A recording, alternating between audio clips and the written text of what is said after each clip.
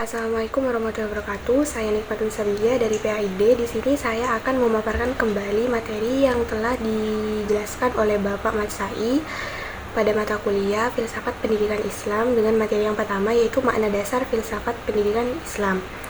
Apa sih filsafat itu? Filsafat itu berasal dari bahasa Yunani, yaitu filosofia, yang merupakan gabungan dari kata philos dan sophia, dengan makna pengetahuan dan kearifan. Dengan demikian, arti dari kata filosofia adalah cinta pengetahuan. Philos itu berarti sahabat atau kekasih, sedangkan sophia memiliki arti kebijaksanaan.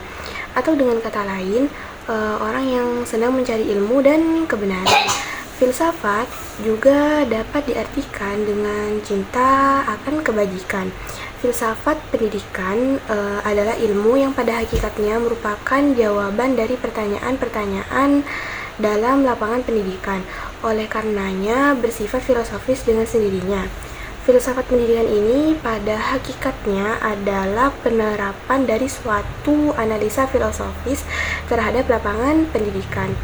Hubungan antara filsafat dan ilmu pendidikan ini tidak hanya keinsidentalan, melainkan suatu keharusan. John Dewey, seorang filosof Amerika, dalam Imam Barnadib mengatakan bahwa filsafat itu adalah teori umum dari pendidikan, landasan dari semua pemikiran mengenai pendidikan. Lebih dari itu, filsafat itu mengajukan pertanyaan-pertanyaan dan menyelidiki faktor-faktor realitas dan pengalaman yang banyak terdapat dalam lapangan pendidikan. Dengan demikian, filsafat pendidikan Islam itu secara singkat dapat dikatakan sebagai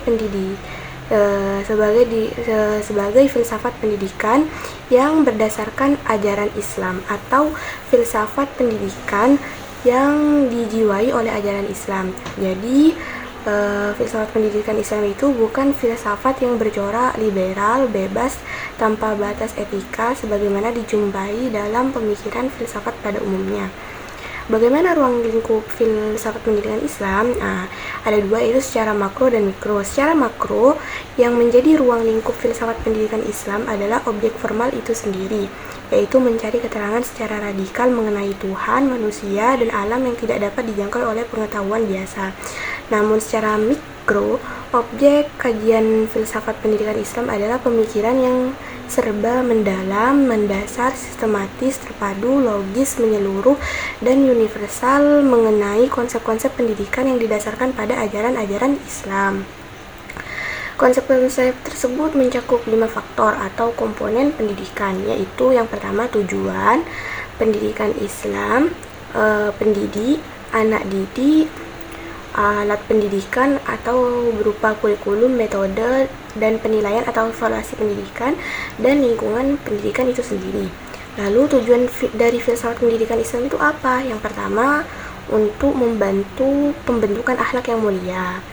Yang kedua, menumbuhkan ruh ilmiah pada pelajaran dan memuaskan untuk mengetahui dan memungkinkan ia mengkaji ilmu bukan sekedar sebagai ilmu.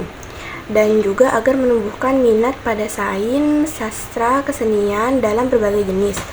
Yang ketiga, untuk menjadikan prinsip-prinsip ajaran Islam sebagai pedoman intelektual bagi mereka yang berada dalam dunia praksis pendidikan. Pedoman ini digunakan sebagai dasar di tengah-tengah maraknya berbagai aliran atau sistem pendidikan yang ada. Mungkin itu saja yang dapat saya sampaikan, kurang lebihnya mohon maaf. Wassalamualaikum warahmatullahi wabarakatuh.